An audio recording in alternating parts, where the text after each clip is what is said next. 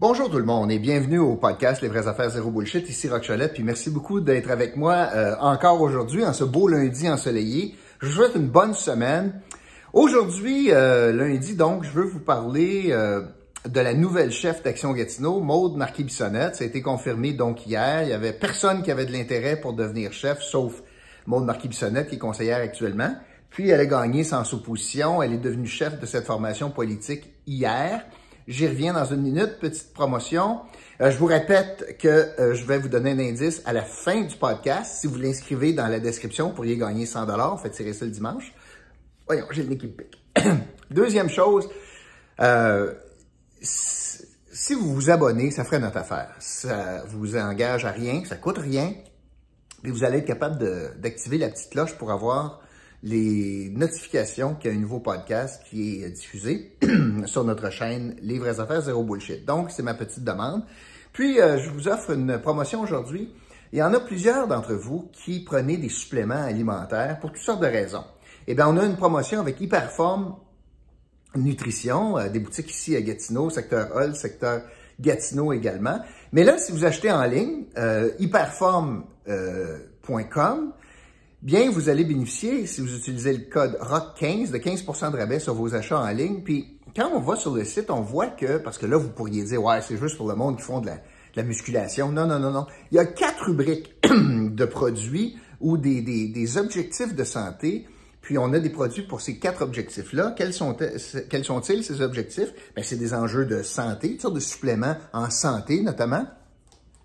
Il y a, pour la perte de poids, il y a la performance, puis aussi pour la prise de muscle. C'est à quoi je faisais référence. Alors, bien sûr, là, les gens qui aiment s'entraîner en gym, puis pouce pesant, ben il y a toutes sortes de produits qui peuvent vous aider, mais il y en a aussi pour de l'endurance, notamment les coureurs, par exemple, les cyclistes, etc. Il y a des produits pour la perte de poids, puis simplement aussi pour une meilleure santé en général. Donc, je vous encourage, hyperform.com avec le code ROCK15. Bon. Beaucoup de choses à vous dire aujourd'hui en lien avec la candidature de Maude Marquis-Bissonnette comme chef d'Action Gatineau. Qu'est-ce que ça veut dire? Je veux y aller simplement. Vous savez que à Gatineau, il y a un parti politique. Présentement, il n'y en a pas deux, il n'y en a qu'un seul, c'est Action Gatineau. Présentement, le maire, c'est Maxime Penneau-Jobin, il est chef du parti, puis il ne se représente pas. Donc, le parti a choisi une nouvelle personne pour être candidate à la mairie. Et ils ont ouvert cette course-là à l'investiture et à la chefferie. Il n'y a personne qui a montré de l'intérêt, sauf Maude Marquis-Bissonnette, qui est conseillère municipale actuellement. Et Maude Marquis-Bissonnette, dans le fond, ça s'est concrétisé hier avec le parti politique. Elle sera donc, lors de l'élection de novembre prochain, la chef d'Action Gatineau et elle sera à la tête donc de cette formation politique-là. Je veux vous en parler aujourd'hui parce qu'il y a plusieurs déclarations au cours des derniers jours qui m'ont fait beaucoup sursauter, puis je veux démasquer certaines affaires là, qui, à mon sens, méritent d'être dénoncées. Parce que l'hypocrisie a assez duré. Je vais m'expliquer. Alors, Maude Marquis-Bissonnette a été un rouage, parce qu'elle est élue, elle est un rouage important, ça fait 3 ans et demi qu'elle est là, un rouage important d'Action Gatineau. Elle préside une commission du développement du territoire. C'est quand même important. Le développement du territoire, c'était sous son chapeau à elle. Vous allez voir pourquoi c'est important dans une minute. C'est une alliée du maire. On ne l'a pas entendu très souvent contredire le maire de Gatineau. Hein? Elle est rentrée dans le rang, dans la ligne de parti, puis dans le fond... ils s'entendent très, très, très bien. Ce n'était pas la brebis égarée du caucus d'Action Gatineau, bien au contraire. Donc, elle se présente hier essentiellement en disant qu'elle veut se démarquer de Maxime Penneau-Jobin. Alors ça, c'est assez révélateur. Alors, pendant 3 ans et demi, elle était la brebis, le mouton.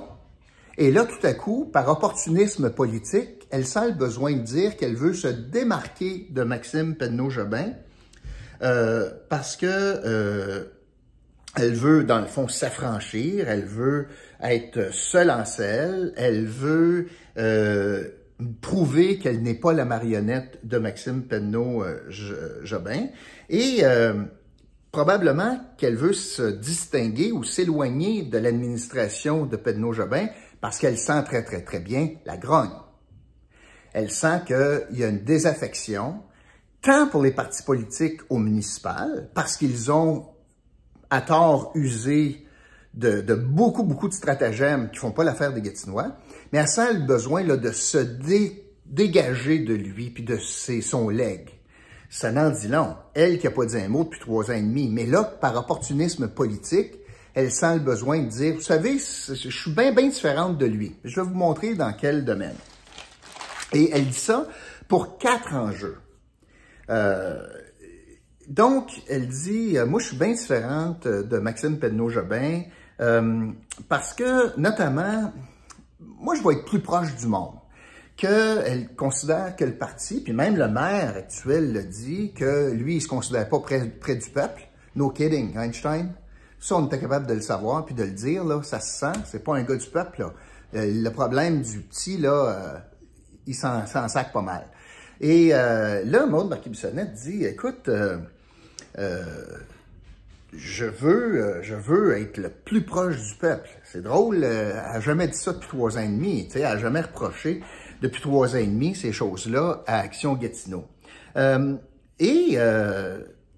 on part d'un maire qui est caractérisé par son arrogance, d'une part, puis, tu sais, il est un peu hautain comme personnage politique. Comme homme, je le connais pas, puis je m'en sers, mais comme politicien, écoute, il est assez hautain, merci, puis il est arrogant. Alors elle a dit, oh non, moi je suis pas de même, mais la preuve reste à faire. Pour montrer comment elle veut s'affranchir de tout cela, ce qu'elle dit, c'est que, premièrement, fidèle à Action Gatineau, elle commence déjà dans un mauvais pas, elle blâme quelqu'un. Elle a le plus gros problème du fait que l'administration, la ville est loin du peuple puis du citoyen. C'est la faute de la directrice générale puis de la ville. C'est la ville qui n'a pas été capable de s'adapter. Le problème, c'est l'administration. Alors, la première chose qu'elle fait, c'est blâmer la directrice générale. Elle prend aucune responsabilité. Elle dit pas, c'est de ma faute. Elle dit pas, c'est notre faute au conseil. Ça dit pas, c'est notre faute chez Action Gatineau. Non. Non, Bubble, un instant. Et elle dit, le problème, c'est la directrice générale. L'autre chose, c'est assez particulier. Pour prouver qu'elle va être bien proche du monde, sa solution magique, c'est d'avoir un office de consultation publique. Montréal a ça. C'est quoi cette patente-là? C'est une organisation indépendante qui consulte les citoyens, notamment sur des projets en urbanisme. Je vous donne l'exemple parfait, là, les Tours Brésil. Alors, j'ai un service d'urbanisme qui fait l'analyse puis qui fait des recommandations, puis tu as des citoyens qui veulent consulter, il y a un troisième gang qui est le bureau de consultation publique, il y a ça à Montréal, l'office de consultation publique, qui est indépendant et qui fait un rapport au conseil. C'est pas juge et parti comme service d'urbanisme. Elle dit ça, c'est bien important, c'est dans mes priorités. Bullshit. Je vous dis pourquoi. Le bureau de consultation publique, là, il est dans le programme d'Action Gatineau en 2017. Je pense qu'il est allé avant. Puis en 2017, il n'est pas encore implanté.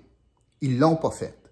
Pourquoi ils ne l'ont pas fait, Action Gatineau? C'est parce qu'ils ne voulaient pas avoir ça d'impact, justement, dans le cadre de l'évaluation du projet de Brésil.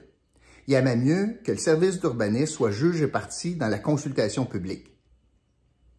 Alors, c'était bien plus facile de contrôler la direction du service d'urbanisme sans avoir un corps indépendant qui n'ont pas de compte à rendre.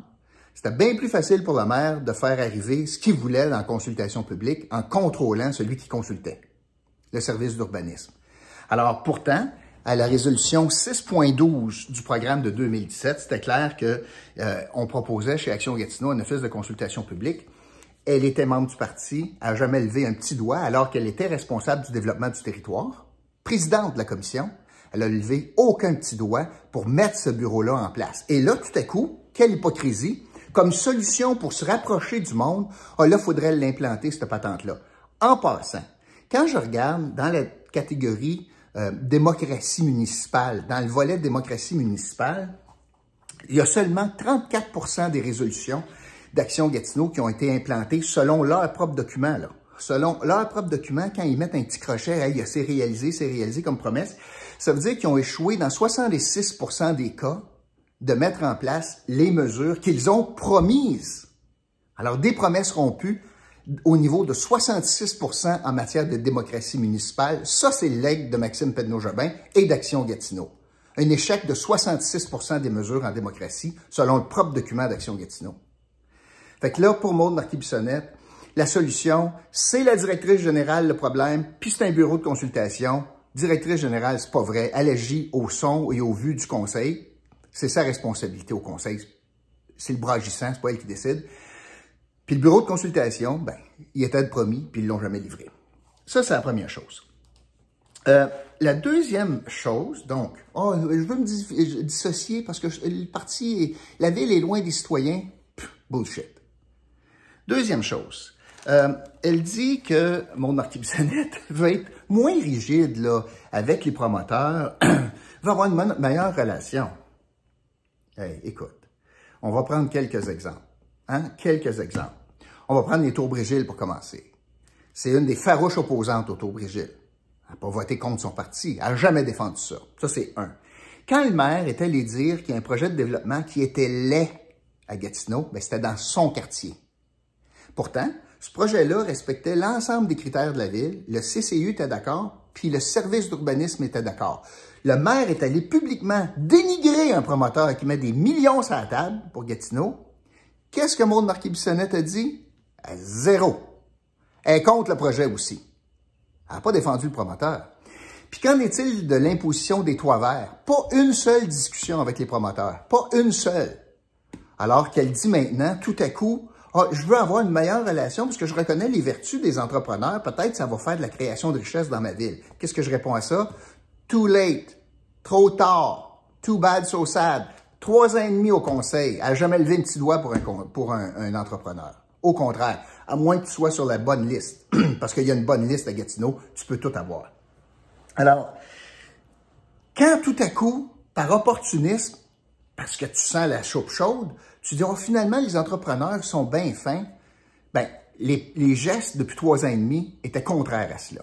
Ce que je dis à ça, c'est bullshit. Le troisième élément où elle veut se dissocier du maire actuel, c'est le centre-ville. Ah ben, elle est présidente de la Commission du développement du territoire. Centre-ville. En disant cela, puis elle dit, il faut qu'on s'affranchisse, il faut qu'on accepte qu'on est un centre-ville. Écoute bien, là, les exemples sont assez longs, merci. Là. Bon, Brégiles, on aurait pu avoir un créateur de richesse majeur avec l'érection de ces tours-là. Premièrement, ça crée de l'emploi, c'est des investissements majeurs, c'est des retombées financières pour la ville majeure. Un observatoire, un site touristique extraordinaire à Gatineau, elle était contre. Puis pourtant, ça leur a dynamisé le centre-ville. Pensons au programme actuel. L'objectif, il y a eu un PPU. Tu sais, le maire de Gatineau dit, je compte ça parce que c'est pas dans le PPU. Ça aussi, bullshit. Quand ça fait son affaire, il parle du PPU. L'objectif, c'était d'avoir 10 000 nouvelles personnes en 10 ans au centre-ville. Le résultat des courses, on a perdu 5 %. Échec lamentable dans les objectifs poursuivis, alors qu'on le fait à grands coûts, puis on subventionne les taxes municipales d'un condo de 2 millions de dollars. Fait combien de fois je vous parle de ça? Qu'est-ce qu'on subventionne? C'est des logements Airbnb. Pas de monde, pas de résidents de plus. D'ailleurs, la faiblesse de notre structure commerciale au centre-ville, c'est tributaire du manque de personnes, du monde au centre-ville comme consommateur. Elle a été un acteur dans quel sens depuis 3 ans et demi? Rien. Non, elle, ce qu'elle fait présentement, Maude Marquis-Bissonnette, elle jette sous l'autobus et le maire de Gatineau et son collègue Cédric Tessier, par opportunisme. Parce que là, elle voit bien que ça ne marche pas au centre-ville.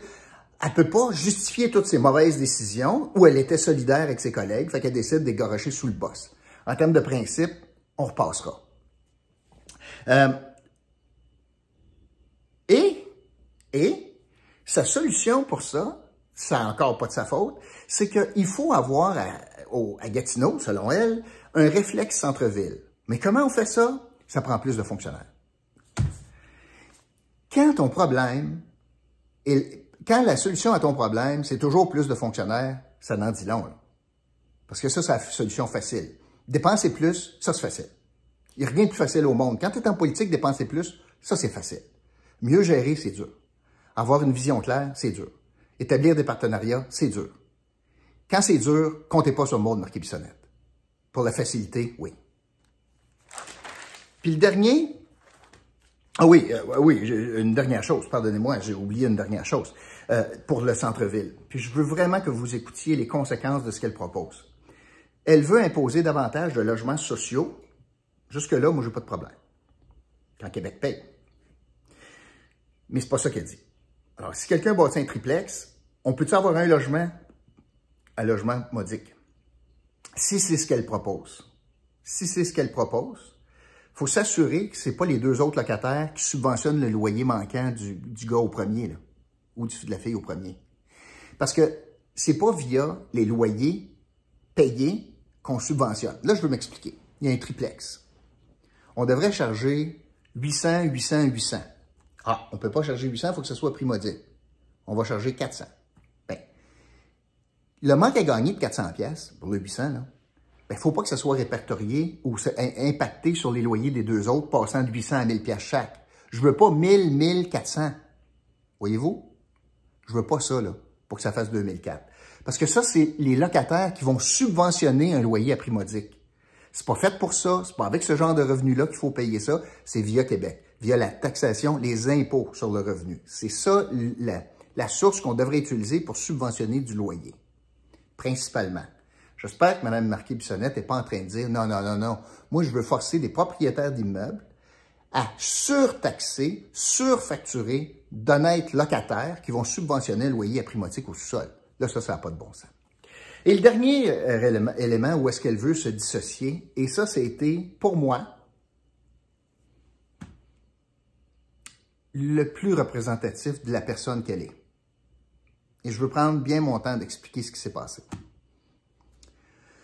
Maude Marquet-Bissonnette dit que, pour elle, l'épisode du profilage racial au service de police de Gatineau, c'est un épisode malheureux, OK? Puis que la décision de la ville de Gatineau d'aller en appel de la décision qui condamnait 2 policiers, elle est contre ça. Elle s'est battue contre ça. Et elle se réjouit que la ville ait été déboutée en cours. On va reprendre ça tranquillement. Madame Bissonnette, ce qu'elle dit, c'est que à huis clos, elle aurait fait valoir son point de vue. En public, jamais jusqu'à maintenant. Et elle se réjouit maintenant que le tribunal ait refusé d'entendre l'appel de la ville de Gatineau. S'il y a hypocrite dans le monde, c'est une position comme celle-là. Ce qu'on comprend, c'est que Maude Marquet-Bissonnette a suivi la ligne de parti. Et quand ça a été le temps, peut-être qu'elle a dit qu'elle était contre. Probablement qu'elle a dit qu'elle était contre, mais à huis clos. Est-ce qu'elle est sortie par après en disant « Moi, là, je suis pas d'accord avec cette décision-là », comme d'autres conseillers l'ont fait? Non, elle n'a pas dit un mot.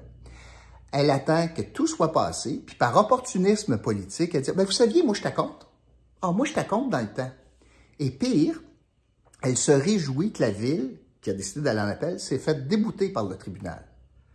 Qui est dans le fond, ce qu'elle est en train de dire, je suis content qu'on ait gaspillé de l'argent, que ça n'a pas valu la peine. Je suis content qu'on se soit fait battre. Et elle fait ça, là, pourquoi? Parce que lorsque c'est arrivé comme discussion, elle avait 3 options. Elle pouvait se taire puis suivre la ligne de parti. Elle pouvait dire publiquement, moi je suis contre ça, parce que le huis clos ne l'obligeait pas de se tenir tranquille. Elle ne pouvait pas parler des discussions du conseil, elle pouvait parler de sa position. C'est ça un huis clos. Elle était capable de dire, moi je suis contre. Je demanderai à mes collègues, je ne vous dirai pas ce qu'ils ont fait, mais moi je suis contre. Elle aurait pu dire ça. Ou elle aurait pu dire, c'est tellement des principes de base chez moi, là, fondamentaux, la discrimination raciale, que je ne suis pas capable de vivre avec la ligne de parti de l'exécutif qui est contrôlé par Action Gatineau, et je quitte Action Gatineau. Elle aurait pu faire une des 3 choses. Elle en a fait une 4e, ce qui est pire. Elle a gardé le silence jusqu'à maintenant par opportunisme. Et après, donc bien après, lorsque là, elle est sûre de gagner et d'être chef, elle dit, vous saviez, je n'étais pas d'accord, moi, avec ce qui s'est passé dans mon parti.